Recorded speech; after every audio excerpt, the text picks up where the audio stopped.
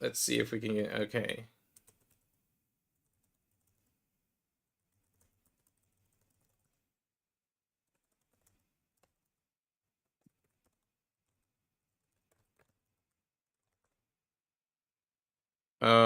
Great. All right, so we managed to reconnect to YouTube.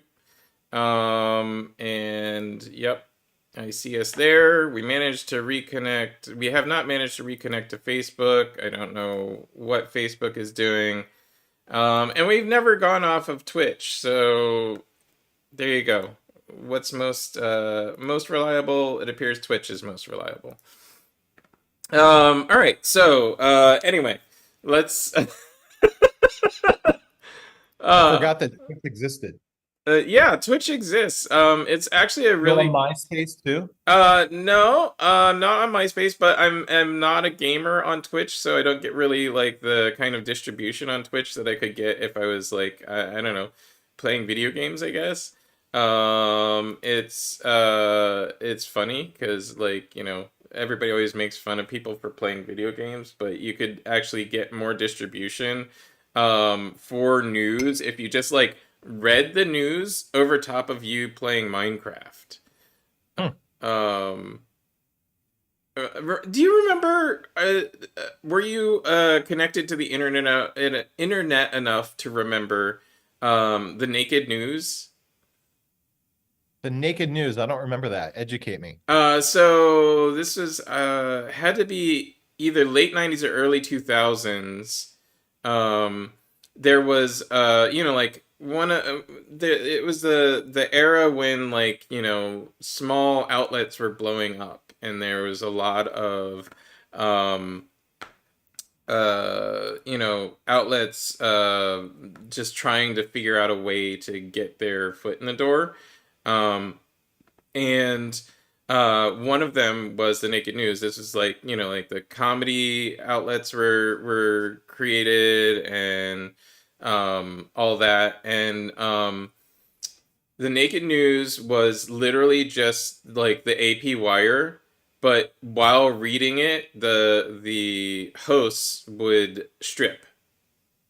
Hmm. And Wow. it was just on a website, you know, like and like other people, other websites would rehost it and stuff. But yeah, it was nothing like salacious. It was just like literally just like a slow burlesque number with, but reading the AP wire. Um, this all just came to mind because of the, like, you know, the idea that you could actually get more ratings for a news show just by reading the news over top of playing Minecraft on Twitch.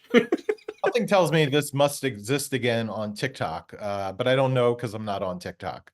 But it feels like the kind of thing that somebody is doing from their bedroom on TikTok. Can it exist on TikTok, or are the rules of TikTok too strict for that? Well, you might not be able to get naked, but you could certainly strip down to barely nothing. I never look at reels on my phone, but I was on Facebook the other day on my phone and I was scrolling along, and there was just one of these random little reels that pops up, and it was a woman, and I actually thought I recognized her. So I paused for, I don't know, 8 seconds, and I was like, oh, that's not actually her. Turned out it was some, like, person with a huge number of followers who just post reels like that all the time. And now on my phone, I never looked at reels before, and now on my phone, all I have are a bunch of women in tight shirts and short shorts doing half strip teases. So now my phone is cluttered with all the stuff because I hovered over this for 8 seconds Right, because yeah, I you know, that was interact that was enough interaction to get. amazing. I get uh what was the one recently? I've started like deleting and, you know, like turning off ads for certain things. But that means I get more ads for them. So like I get I was getting a series of like dating ads that were like just clearly phishing scams. Um and I started, you know, reporting them as scams, and then I started getting more of them, and so now I'm, like every second post I see on Facebook is a dating site phishing scam. And then there's also the huge discount scam sites that are like they like scrape a known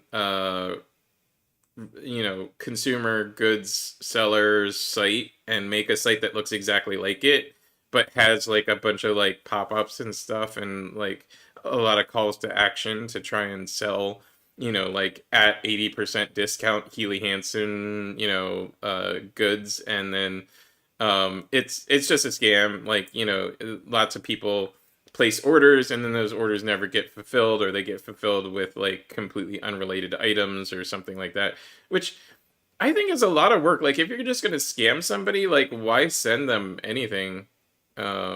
Not sure how that works out for the people that are doing the scam, but anyway.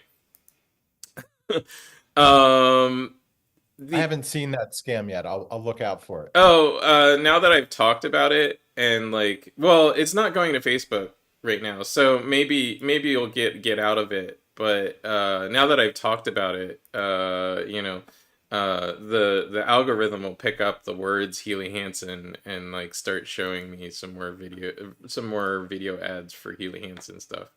Um, yeah, I'm okay with that. Facebook's Reels uh algorithm has really figured me out. It shows me sailing videos and cat videos. That's it. I guess what I have to do is be proactive here and go in search of some things that interest me and start clicking on them. Yes. But again, I never ever used Reels before, and I kind of don't want to start using it. But I feel like now that all I'm getting are half naked women, I which I'm, I enjoy half naked women, but I feel like it's not really what I want showing up on my feed. So now I have to go, I don't even know what I would go look for. I have to figure out what I'm interested in enough to have it popping up on my feed. Yeah, I Not mean, some recommendations for you. Um, I know so you don't want to go down. I know your son does hunting, and fishing and stuff. He's a very manly man. um, I don't but know where he gets it from. yeah, I don't know where he gets it from either. Just joking. No offense taken. I liked your post the other day. He was fixing something, and you took a picture of him, and he's like, "I have no idea where he gets this from." I'm terrible with home repairs, and we had a broken bathroom door, and he just got out all of his tools and fixed it. He helped our handyman friend install a new exterior door the other day, and then he brought out his, whatever you call the saw with the big disc on it, because I had a front door I had to get rid of, and he just sawed it into three pieces for me. He's very handy, and yeah, he does the hunting, the fishing. He likes camping, all things that I never enjoyed or So, did. as somebody who does all of those things, I can tell you, you don't want to, even if you like have that as an interest, click on those things, because then what it does is it takes you down the rabbit hole of like accelerationism and white supremacy. Like, it Ah, starts showing you ads from all these companies that are like, like the preppers, and then it goes even deeper. Like, if you show any interest in it at all, it takes you there like hardcore.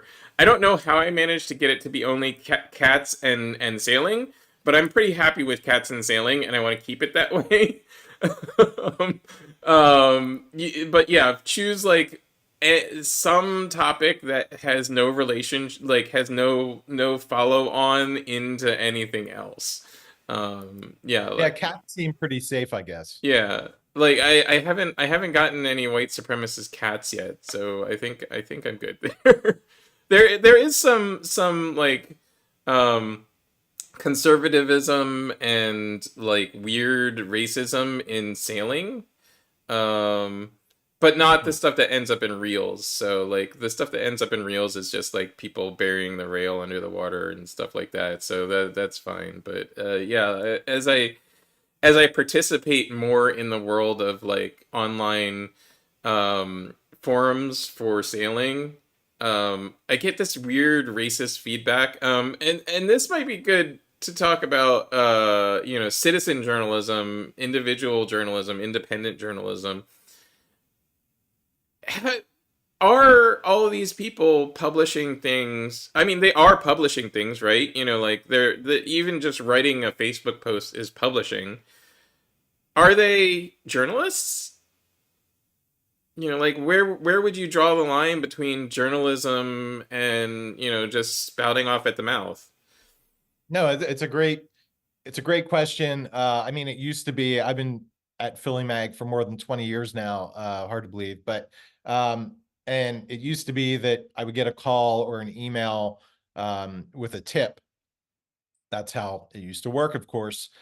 And now more often than not, I think that people are like the video of, uh, Kevin Boyle, state representative, going on a drunk tirade at a Montgomery County bar last week and threatening, to hit female employees and threatening to use his power to have the bar shut down. That would have come to me, somebody would have called and said, I have this video, or would have been emailed to me. And now, its origin is that it gets put out on Twitter or on Instagram. One one annoying thing about that, as somebody who's been a camera person his entire life, a photographer his entire life, was photographic photojournalist for a while, is that now I can't nobody will buy my stuff, like if I do photojournalism. And like all the video stringers that I know, like they have to like really flog their contacts to get their stuff sold.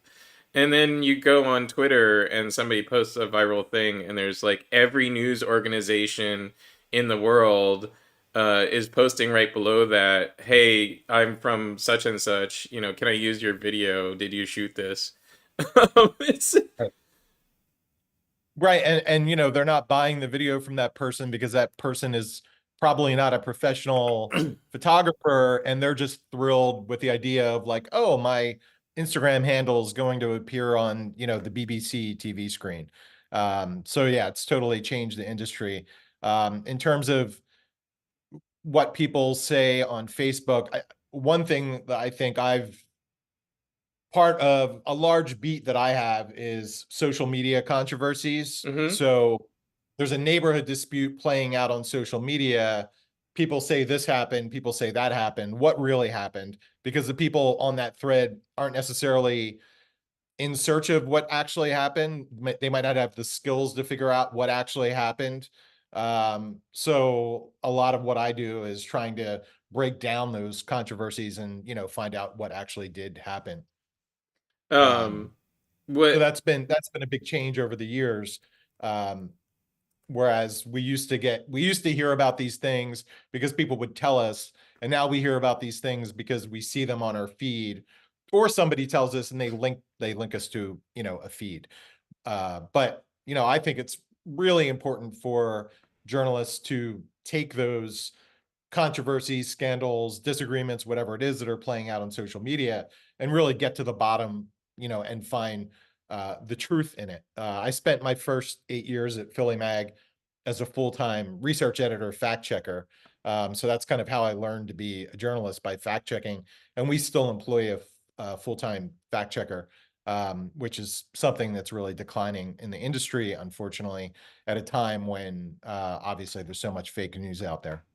um Speaking of fake news, AI, etc., what are we gonna do? Like, so I'm surprised it hasn't happened yet, or at least I haven't heard report of it happening yet. What are we gonna do when, like the next viral video is something that is not clearly AI generated, or like there's even, like I'm sure interestingly enough, like the Pope being in the puffy coat thing got reported as kind of like a detached meta, AI art is, is it good enough to fool real people kind of thing. But obviously it didn't fool real people because you're reporting on it like that. But what do we do when AI generated content is good enough to fool real people into thinking, hey, that's is that real? Like where Sure. do when the lines between reality and AI dissolve, what are we gonna do? Right. What am I going to do when somebody emails me a video and says, here's a video of State Rep Kevin Boyle, cursing out and threatening women at a local bar? At some point in the near future, I'm going to have to really consider, well, wait, how do I know that this is actually what it purports to be? Which I don't think anybody would ever try to tank state reps career. Well, I shouldn't say that because it's getting easier and easier to generate deep fake videos, right? Like a year ago, I would have said, well, nobody would have the time to do that about some state rep that nobody really cares about. However, now that it's getting easier and easier to do, it seems downright frightening what we're going to wake up to on, say, the day before election day 2024, the night before election day, the morning of election day 2024, lunchtime on election day 2024, like where we don't have the time to figure this stuff out, Right. You right? you only have time to report it. Right. And here's clearly a video that shows this terrible thing happening that is meant to scare people away from going to the polling place, let's just say, for example, or that's meant to tilt us in favor of voting for, RFK instead of Biden or whoever versus whomever. And yeah, it's frightening. And as a journalist, I'm hoping that we can generate the tools that we need to keep up with that. Um, I know that those tools are out there to some extent, and I know that there's some kid in some room somewhere who's figuring out how to beat those things, and that there's, agents working for some foreign government or our own government that are trying to figure out how to beat the things that are designed to beat those things, right? So I don't have the technical skills to know this, so I know that, it's something I have to be increasingly aware of, and it's downright scary. And it's what has concerned me the most is, okay, the election is obviously a huge concern. And then there's like also apps like Citizen. I hate Citizen. I mean, I get that it's useful in certain circumstances. What really concerns me is when we have a huge mass casualty event or a huge regional emergency, and how things like social media and Citizen are going to be manipulated, right? Because I get these notices on my neighborhood Facebook listserv all the time where a neighbor says, "Oh my God, there's somebody with a sword in Morris Park Woods, attacking children, with a samurai sword." Right. And they're like, "Oh my God, they're freaking out." And you're like, this is not happening. Like, there's no way that this is actually happening. And you see so much stuff on Citizen like that. But then you have my neighbor who posts stuff like that because they think it's real. So when you expand this out into, I don't know, the next 9/11, I mean, you some don't even have to go that far. I mean, look, what I mean, this has sort of already occurred. Sadly, not AI generated or a fake thing, but like look at the coverage of the bombing of that one hospital. The first hospital that got bombed in Gaza. Everybody jumped on whatever side of like jumped up to support whatever side that they had a preference for. And like nobody, literally nobody, gave it time to develop as a story, as an actual news story, and figure out what actually happened. They just threw this video up on the internet, um, and then everybody started reporting on it. How like right. And we as reporters should be taking a breath and trying to get to the truth. But then you see the other outlet. Well, you already know the other outlet is going to do it. And so your bosses, your producers say, let's get on this, put the video up, say what is claimed about it, and then figure out what happens after that. And I don't think that's ever going to change. That's just the nature of the 24-hour news cycle that we find ourselves in and have found ourselves in for decades now. I definitely think it's great to be first when you're sure that you're right about what you're first with. And otherwise, I'm very happy to take a few steps back and not be first. And we frequently do that where other news outlets are reporting things, and it could have been something that we could have been first with, but we took a more cautious, conservative approach to how we put the news out there. I personally think that guys like Steve Killey do real damage to the city when it's with Steve, it's all about on Fox 29, it's all about being first, and it's all about being as uh salacious and bloodthirsty as possible. I want It's to know. I what I don't get is how. So you and I both know from interacting with current news stories that we have to find a unique angle to talk about the story. And that's really kind of the only job a journalist has, or voice a journalist has, is what angle they choose to cover a story from. I don't understand how Steve Keeley's angle is always so. I don't. It blooms into the, like. If I read his coverage personally, like if I just read it, it doesn't seem like much. But then all the people commenting, all the people following him, how does the one link to the other? Like it links into all this like angst that people feel for, like they feel their voices unheard, or they feel their worldview isn't honored, or they feel like they don't get seen. And those are the people that follow and comment on Steve Keeley's posts. I don't understand how the two are linked. Yeah, I don't know. Steve Killey has an amazing battalion of racist supporters out there, and it's kind of shocking to me that he hasn't spoken out against the things that they say. Um, but Steve is also just all he does is parades a bunch of mugshots of people on the screen. All he does is talk about this shooting and that shooting. And listen, I'm not saying that we don't need to know what's happening in the city. I'm not sure that literally publicizing every single crime that happens that you can fit onto your episode is really what it's not what I want to see. I mean, I don't really follow any of that reporting unless it's an event that sort of takes the city by storm. And maybe goes national. So, the uh, what happened back in I think it was in September with the influencer Meatball, and all of the looting that went on in the city. Okay, that was something I was kind of following and trying to figure out, like, is there a way that I can But advance like, this? so But generally speaking, I'm not paying attention to my that angle crap. on that, and your angle on that, and most of the outlets' angle on Meatball was, is she a citizen journalist? Is she making herself get in trouble? Is she a criminal? Like that was most people's angle. Steve's angle was just like, I don't even I almost want to say he doesn't have an angle, is what it really turns into. He just kind of republishes the police blotter, or like the police statement on it, and then that's like that's what leads to um where his reporting comes from. Well, that's Um exactly what he does.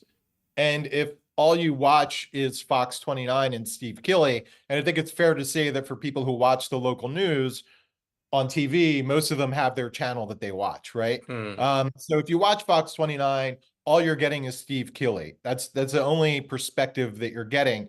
And if all you're watching is Steve Killey and you're not consuming other media and you're not hearing about, other things that happen, good things that happen sometimes that Steve will never cover and that Fox 29 generally does not cover, you really, it just to me it evokes the scene in Taxi Driver where Robert De Niro's character Travis is driving the cab through New York City and it looks like a cesspool. And he's talking about how much of a cesspool it is and how he just wants the rain to come and wash it all away.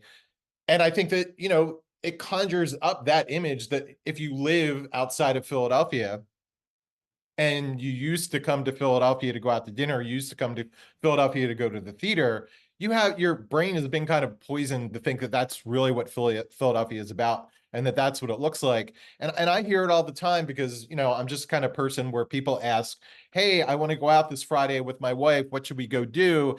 And the little tag at the end, but not in the city, has come up much more lately. And we know that the crowds that come into the city have changed.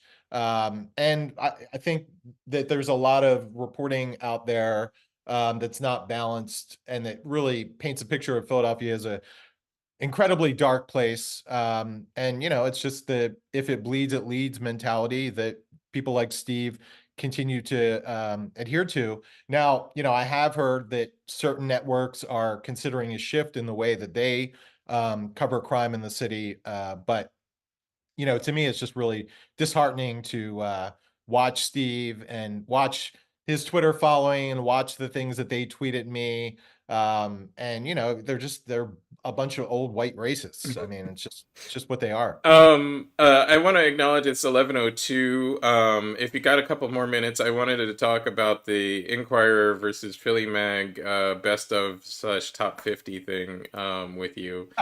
Um, if you have a couple of minutes. I have a couple All minutes. right. I want to also just acknowledge for the audience, thank you for watching us every week. It is 11:03 now, and we had some technical difficulties in the middle of the broadcast, which caused this broadcast to run a little bit long. Feel free to stick around, and we'll keep talking. And if you can't stick around, feel free to watch the broadcast on replay. It'll go live on replay on YouTube and Twitch immediately after the broadcast ends. And I will fix the Facebook post with a full length copy of the broadcast. Um, so going into Inquirer, Philly Mag, this kind of I find the competition between news outlets, especially local news outlets, somewhat hilarious, but also I've participated in it, and also it's kind of necessary. Like to keep everybody honest. Um, in pre-show, we talked about Philly Mag has a top 50. This will be the. I'm sorry, you said a number of years. Okay, so we're talking about two different things. We just came out with our top 50 restaurants list, which is the cover of the February issue. In August, we'll come out with the 50th anniversary edition of Best of Philly. Mm-hmm. So, everybody knows these best of ideas in local media outlets. 1974, Philly Mag actually, was the first magazine nationally to, have a best of their city kind of thing. Our publisher, Herb Lipson at the time, the late Herb Lipson, came up with the idea. It was actually called the Best and Worst of Philly. Mm-hmm. So we did this for many years, and our best of although people don't seem to a lot of people don't seem to understand this or believe it, these are actually very well researched lists. They're not pay to play. There are lots of arguments among the staff about who should win best this, best that, and we've been doing this for 50 years, so we'll have a big issue out this year on that. Yeah. Of course, what's happened over the years more recently is that you have other publications coming out with their version of best stuff. I'm not going to get into naming names on here, but I know for a fact that some of these are pay to play. I've heard stories. I've heard about one local publication that will tell you that you won, but you can't unlock your award online. So, in other words, a link that basically shows your award without paying them a $50 fee that gives you the URL. That's one example. And there are absolutely publications, and again, I'm not going to name names right now because I'll probably get myself into trouble, but that absolutely do awards based on advertising. And all I can tell you is I've been at Philly Mag for over 20 years. I've given Best of Philly awards to countless people and businesses that are not advertisers who are never going to advertise in the magazine. Are there advertisers who win Best of Philly? Absolutely. Does Steven Starr advertise Park? Yes. Did Park win Best of Philly? Yes, because Park should win Best of Philly, or because we decided, in our very subjective view, but also expert view, that it should. So, anyway, all that to say, all of these other best of things that don't follow the rigorous process that we follow have really diluted the whole thing. And now people think, oh, it's all pay to play, it's all bullshit. I mean, this is how you have D'Alessandro's winning all these best Philly cheesesteak competitions. It's got to be one of the worst well-known Philly cheesesteaks in the city. And last year it won two big best cheesesteak awards that were all voted on by the public. And you could vote multiple times a day. We all know what's happening here, right? The fans of the place is telling people go vote. They're voting, they're voting, they're voting, and that's how we win best of Philly. Democracy does not always work. No, especially when there is no investment in the um, I don't want to say security because that's not the right word, but there's no there's no cost to voting. If there's no opportunity cost to voting, then yeah, there's no the democracy won't work because you can if you can have unlimited pebbles that you toss in the jar, then you're gonna toss unlimited pebbles in. Now, Um, the Inquirer that you had mentioned, they came up with the most ridiculous thing I've ever seen this year. I don't remember the name of it, but it's their version of the Best of Awards. They have countless categories. So, okay, there's a contractor category. You click on contractor, and then what type of contractor? There's like, let's say, 24 types of contractors. You click on HVAC, I think there's like 45 different people that you can vote on for HVAC, right? Technicians.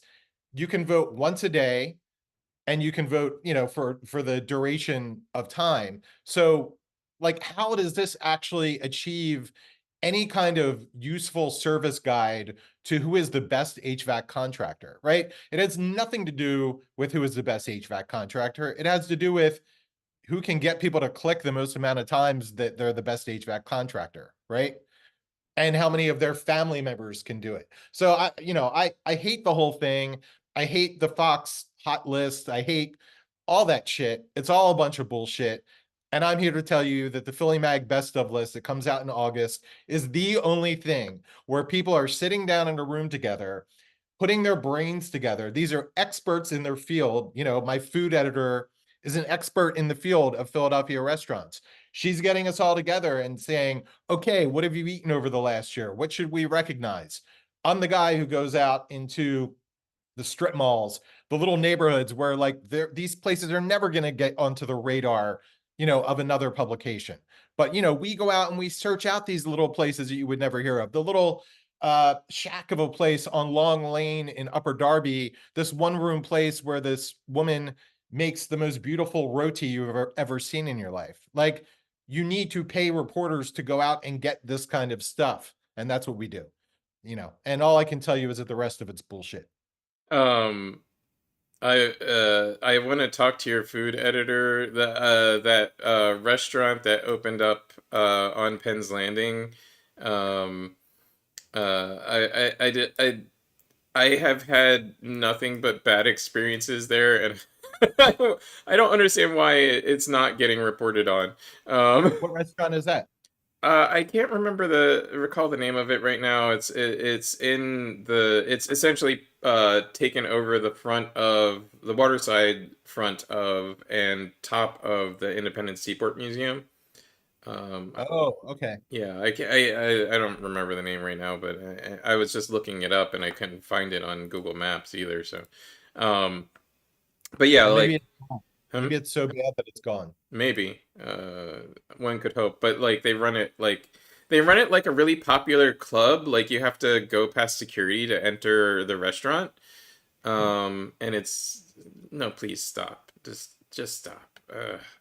Anyway, I could go off for hours about like just bad ideas in customer service and why we do them so often here in the city. But anyway, um, uh, I wanted to in the world, trust in media. especially local media, is down overall. Um, we're of The United States ranks last amongst 46 countries surveyed by Reuters in regards to trust to media, with only 29% of news consumers expressing confidence in news outlets. And it's interesting that that's a political thing. Um, 70% of Democrats trust media, where 14% of Republicans and 27% of independents express some degree of confidence in the media, according to Gallup. Um, how does this turn into a political thing? Like, the media is the one is ostensibly the place where these political parties exercise their social organization. Mhm. How does how do media organizations create distrust of themselves? Like, Curious to see what those poll results were in 2014, before Donald Trump started telling all of his followers that, you know, the media establishment is a sham. We know for a fact that those numbers are mostly affected by that, I would think. You said 17% of Republicans, yeah, 14%, sorry. 14%. Yeah. Wow. It's amazing. Um, I think, yeah, I mean, there are so many reasons for why that is. There are also, uh, I don't know how you fix it, to be honest with you. I And don't either. I mean, I always the thing I like about doing this show is like everybody, whether or not they have really good ideas, we always have some sort of idea about these problems. I don't know any way to fix this one. Like, especially, like over the course of the show, we've talked about a lot of the things that are contributing to this lack of trust. Not only are our sources less reliable, our ability and timeline to verify our stories is shorter, our resources to verify the stories is less reliable. Like, we have the knowledge of the world at our fingertips, yet half of it is fake, half of it is AI. Like, how do we and then the other half of it is clickbait. It's designed to, just get your attention and then not be about anything at the end of the day. yeah, it's true. And I mean, I say I don't have a solution, which I don't, but what I do have is a responsibility to make sure that what I publish and that what Philly Mag publishes is truthful. And another problem is that we used to have media critics in the city, right? Like, people, their job was to write about media. We don't really have that anymore. So part of my beat, I have lots of beats, but one of my beats is absolutely being a media critic. So that when the Inquirer publishes a story about 76ers arena and then deletes it from the face of the earth without telling anybody they've deleted it, yeah, that's the lead for my column that day. And I go to the Inquirer and say, why did you delete this story? So we as journalists need to make sure that we hold ourselves accountable, and that our um, and that what we're saying is truthful and telling the whole story. And we also need to keep media outlets, hold other media outlets accountable. So that's what I'll do. That's all I can do. I'll vote my conscience, and I'll hope that my children have a um, better choices to vote for when they're my age, with kids who are going into college. Yeah. Uh, that's all I have. I am late for a Zoom, or I'm about to be late for a Zoom. So thank you for putting up with me for my multiple cancellations on you before. No Uh, worries. and thank you for having me. It's been an enjoyable chat. Thank you for coming on. I really appreciate you coming on. I really appreciate it. We have just for transparency's sake, we have conversations all the time. They're not necessarily published, and so we talk every once in a while anyway. And I appreciate you coming on to talk. on the live stream, and putting up with my esoteric random thought patterns that get published as a YouTube podcast. Um, thank you. Thank Hey, you for thank you. Stay safe, and thanks for having me. thank you. I'm gonna go to a one up of me. Feel free to head out. And I wanted to just wrap up by talking about the Black Panther Party in Philadelphia. Um, Lots of people don't really know about the Black Panther Party. That's somewhat by design, in my personal opinion. I think a lot of information about the Black Panther Party has been really kind of removed as much as it can be from history. And a lot of people aren't aware that the Black Panther Party was active nationwide, not just California, and was active here in Philadelphia. Um, uh, Speaking of citizen journalism, trust in journalism, transparency in journalism, a lot of the topics that we've been talking about today have ties back into COINTELPRO. It's an FBI counterintelligence program that was designed to infiltrate and disrupt political organizations during this kind of revolutionary period in the United States, the civil rights era. Um, it did its job well. There's lots of history books that now have no history in them. There's lots of elements of history that aren't well known, or aren't published or aren't talked about any longer. Um, the Black Panther Party in Philadelphia got a lot of pushback from Frank Rizzo, from the government, city government of the time, and definitely from folks who, for lack of a better term, were law and order oriented. And if you'd like to know more about the Black Panther Party in Philadelphia, uh, explore Black history this month. It's February. It's the shortest month. You have the least amount of time to explore Black history, but explore Black history every day. Explore Black history year round. But we have some links. Hopefully Meg will paste them in the chats to the Historical Society of Pennsylvania, the Encyclopedia of Greater Philadelphia, and the Mapping American Social Movements Project. They're all interesting reads that talk about the Black Panther Party, and how it affected Philadelphia and Philadelphia politics around the time. Um, I really appreciate you guys watching this show, and tuning in every Wednesday.